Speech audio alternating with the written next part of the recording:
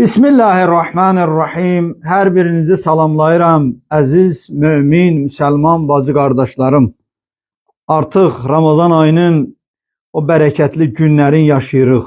Allah bizləri bu ayda ixlasla oruç tutmağı bizlərə nəsib eləsin inşallah. Bildiyimiz kimi insanın mənəviyyatına bir neçə halın, bir neçə xüsusiyyətin müsbət təsirləri var. Necə bir sıra əməllər var ki, insanın mənəviyyatına mənfi təsirlər qoyur və bir sıra əməllər də var, insanın mənəviyyatına müsbət təsirlər qoyur ki, insan gözəl əxlaqı ilə görürsüz, onda bir gözəl ruhiyyə yaranır və ətraf olan insanlara da o gözəl xüsusiyyəti ilə, gözəl halı ilə müsbət enerji ötürə bilir.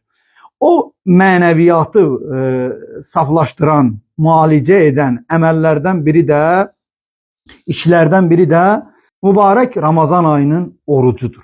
Ki, mübarək Ramazan ayının orucu insanın mənəviyyatını saflaşdırır. İnsanda bir o mənfi olan xüsusiyyətləri aradan aparır. Çünki insan bu ayda rahat özü ilə mübarizə aparmaq bir iradəsi toplaya bilir.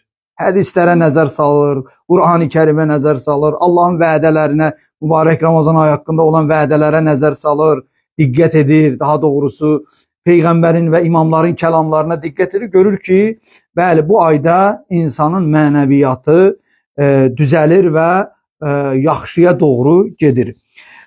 Allah Rəsulü buyurur ki, Həzrəti Peyğəmbər sallallahu aleyhi və aleyh, ey Allahın bəndələri, siz misal bu cür müqayisə edir. Siz xəstələr kimisiniz, Allaha isə həkimə bənzəyir. Buyurur ki, o xəstəliyin müalicəsini yalnız Allah bilir. Ki, nəyin haram olduğunu, nəyin icazəli olduğu, nəyi qadağa olduğu, nəyin belə deyək, yaxşı olmadığını, nəyin yaxşı olduğunu Allah gözəl bilir.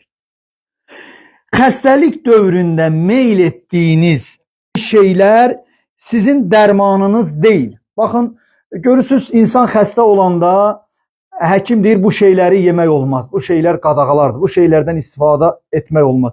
Görürsünüz, insanlar daha çox o şeylərə meyilli olurlar. Eyni ilə Allahın kəlamını da, Allahın sözlərində və qadağalarını da Allah Rəsulü bu cür də qiymətləndirir. Deyir ki, baxın, insan Ramazan ayında daha çox çalışır ki, haram şeylərə meyil eləsin və ya Allah deyir, bu olmaz, insan Ramazan ayında həmən işi görür.